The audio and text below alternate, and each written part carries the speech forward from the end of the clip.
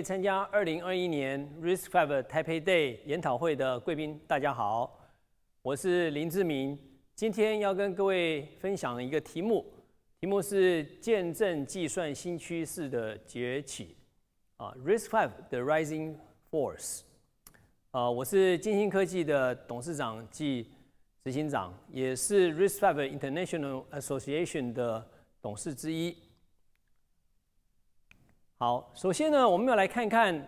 RISC-V 的这个社群呢，在最近这5年快速崛起的一个历史啊。那么从2015年到今年的7月为止 ，RISC-V 它的社群呢是从它的基金会转变到变成 RISC-V International Association 的组织，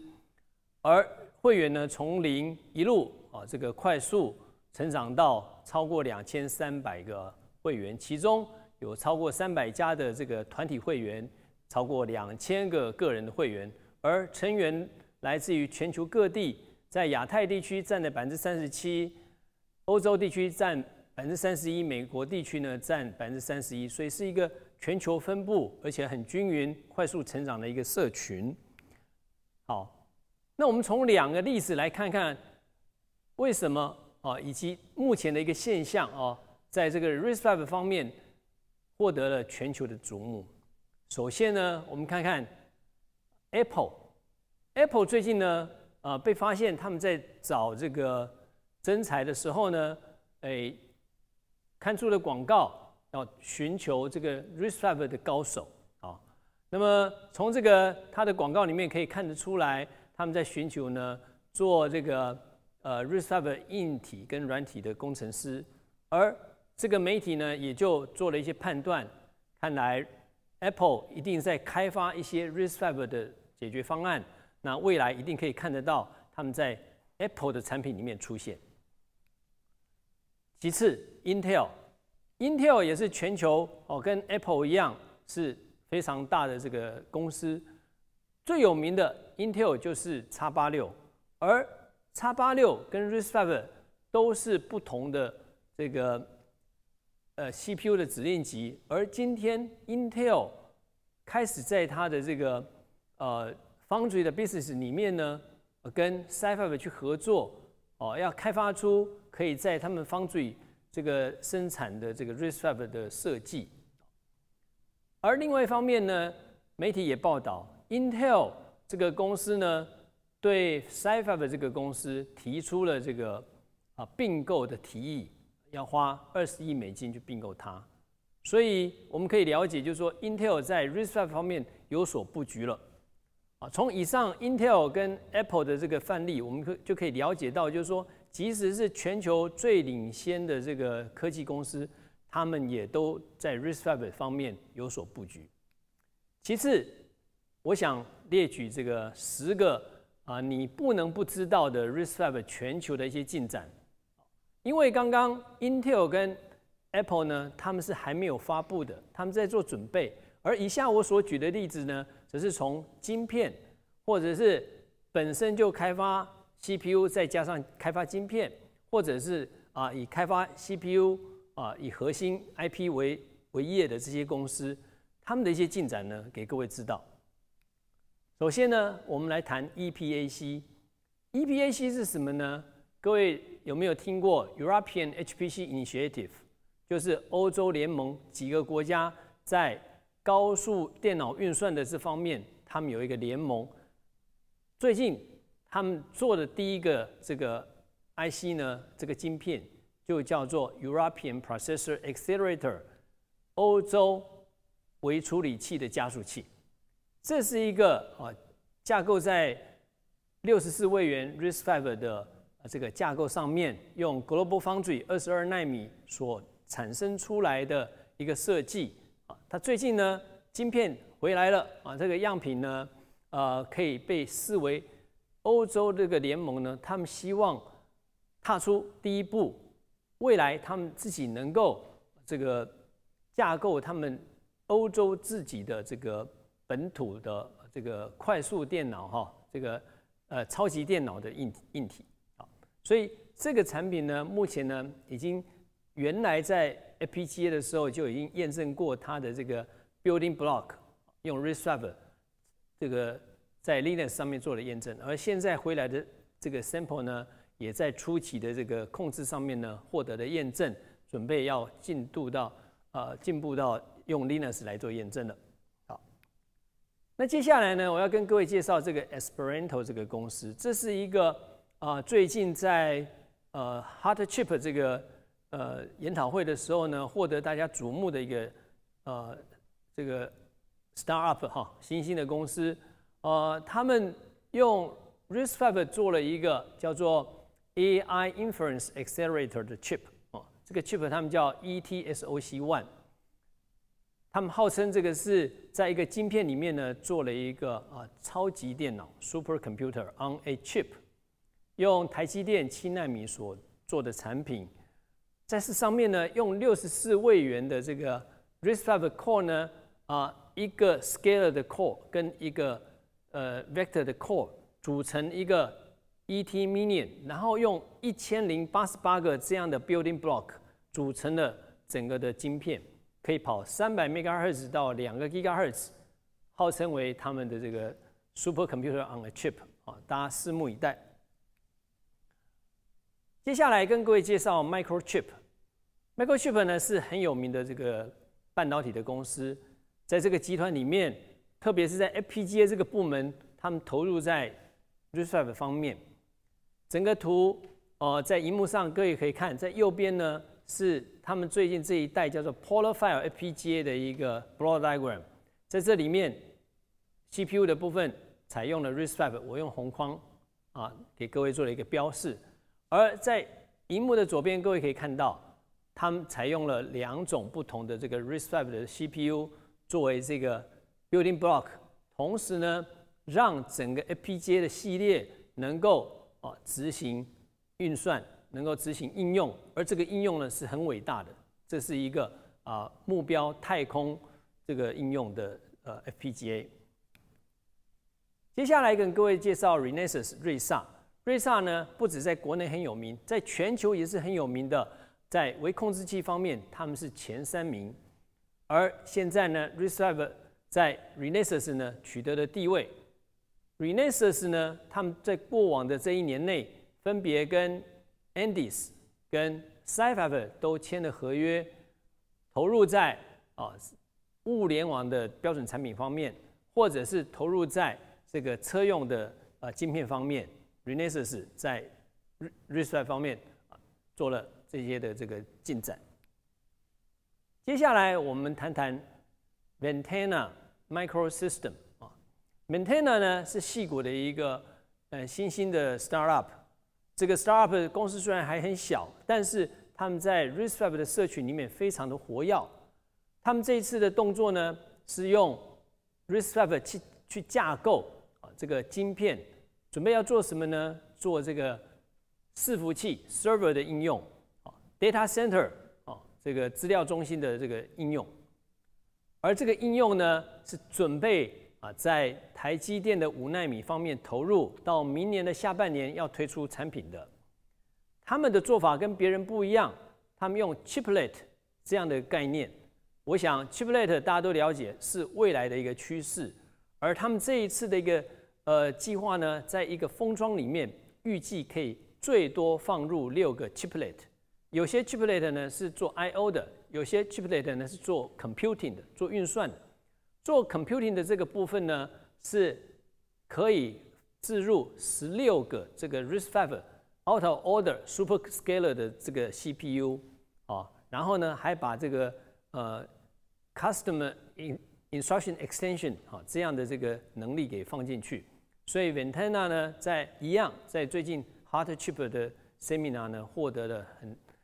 多数的瞩目。接下来我们谈谈香山这个是大陆中科院计算研究所他们所执行的一个计划前后2期他们的目标呢是用 RISC-V 的64位元的指令集 G 跟 C 去架构高性能开放式的这个微处理器的设计。换句话说，不只是指令集是开放的，它的 IC 设计呢也是开放的。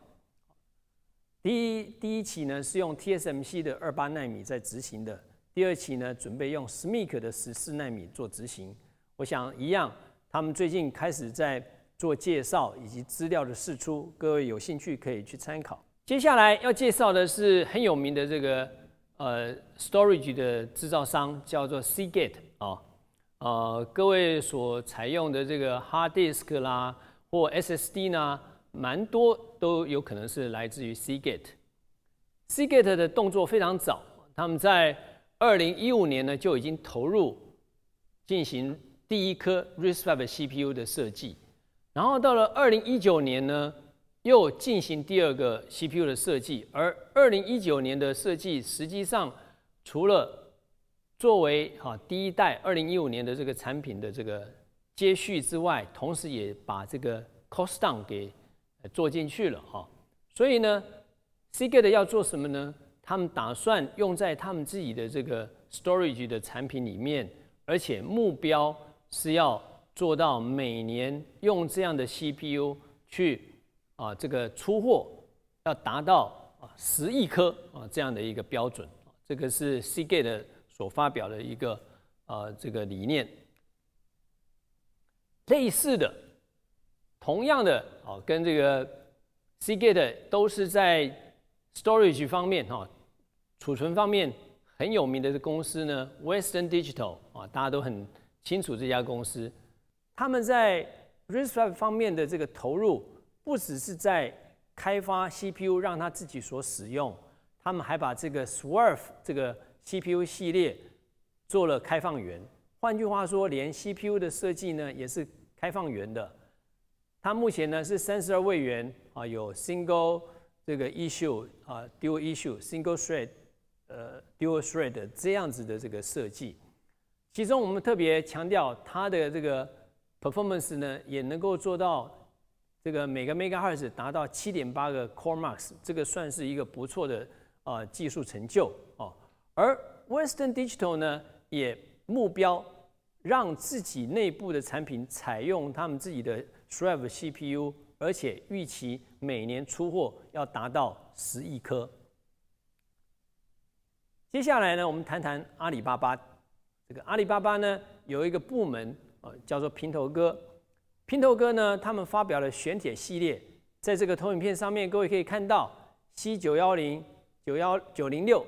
1906、1902，架基在 C910上面切出来的不同的产品，而这个产品呢，在 C920的时候呢，获得大家的瞩目，是因为它的这个每个 megahertz core mark 做的相当的高也是超过7，达到7.1比当时的这个业界呢都有所超出，所以呢，它获得了大家的一个瞩目。接下来呢，我们看看两个公司，一个是 SiFive， 一个是 Andes 那 SiFive 跟 Andes 呢，今天在稍后呢会有 SiFive 的这个 Drew Barbier 以及金星的这个苏总经理及技术长来为各位分别介绍 SiFive 的产品跟金星的产品，所以呢，我在这里呢就跳过。而我们可以肯定的是 ，SiFive 跟金星呢，目前在全球 CPU IP 的这个产业领域是属于领先群的地位。好，接下来呢，我要再跟各位谈谈的是，把 RISC-V 跟 ARM 呢做一些这个市场策略性的比较。各位了解，作为一个这个采购的同仁的话，他的这个决策的范围这个采购也可能是 decision maker。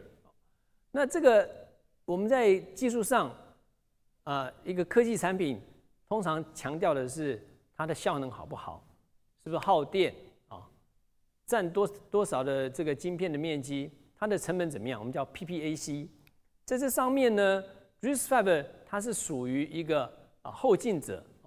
，second mover 它有这个 advantage。换句话说，后进者有后进者的这个优势。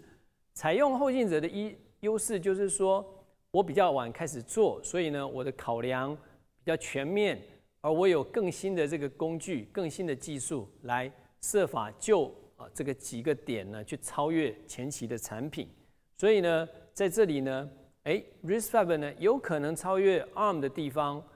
是值得大家去参考的。另外，在策略上我们可以看得到，就应用或者是效能或者是成本来做一些比较的话 ，RISC-V 他们的滩头堡在这个前期的时候，可以说它是从一种叫做 housekeeping 的应用开始的，也就是说做控制做 offloading 的 machine， 做 finite state machine 这样的应用，逐渐的呢推广到一些数位讯号的处理 DSP 然后接着下来是 data path、vector 这些运算，这个就是说从比较低成本逐渐推到说比较高的性能，这个是 RISC-V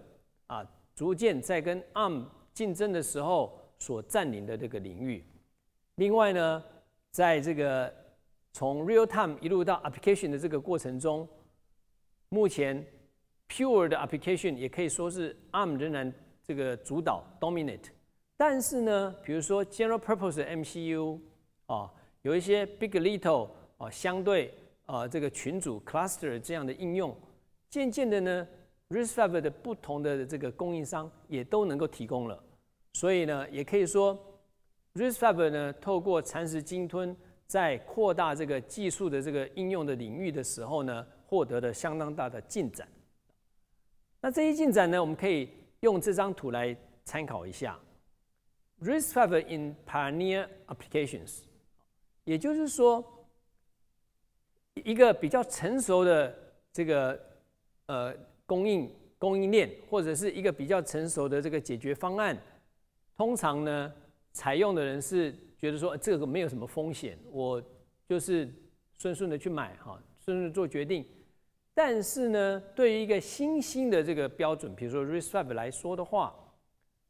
我们有所谓的 early adopter 或者是 pioneer 型的应用。换句话说呢，比较没有风险的，就是我们前面讲的滩头堡 controller finite state machine offloading 的应用。但是如果有一些应用呢 RISC-V 是可以，而且呢，你采取这个应用的这个解决方案的人呢，你是有一些风险，但是你的一旦成功，所获得回报也很大的这一类的应用，我们叫做 pioneers application。在这里我要举出几个 pioneer 的 application， 其中就是包括人工智慧、5G、物联网资料中心，还有车用电子，还有 AR、VR 等等这些新兴的应用都可以算是 pioneer 的 application。对 RISC-V 来讲，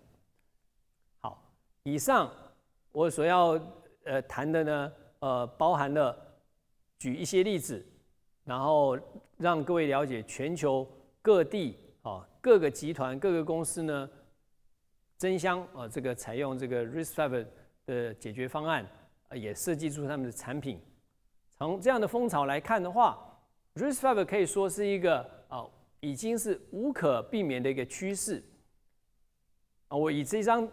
投影片呢，跟各位来这个共勉首先呢 ，RISC-V 这个开放源，它已经是一个新兴的这个主流这个主要的这个 CPU 的标准了。那么采用 RISC-V CPU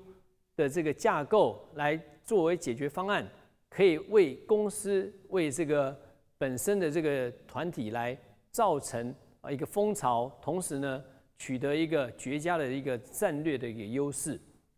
为什么呢？因为 RISC-V 支持的就是真正的创新。我个人也认为透过我们的观察，在可见的未来 ，RISC-V 加上 ARM 再加上 X86， 可以说就是未来我们所看得到的3大主流的这个工业标准了。就 CPU 的架构来说，这3个标准是未来的一个主流。所以呢，站在各位公司或者是企业的这个营运上面，如果你是开发下一代技术产品的这个从业人员的话，你对于 RISC-V 有什么想法呢？你是不是应该采取一些行动为公司来做未来的一个考量呢？我想建议各位能够参考想一想，如果有一些这个需要的话，也可以跟我或者是跟我们RISC-V 台湾联盟来做这个联系，我们很乐意为各位提供参考范例以及这个顾问。所以我想我今天呢再次这个呼应我演讲的主题，就是大家都在见证 RISC-V 成为一个运算主流的这个崛起。好，谢谢大家。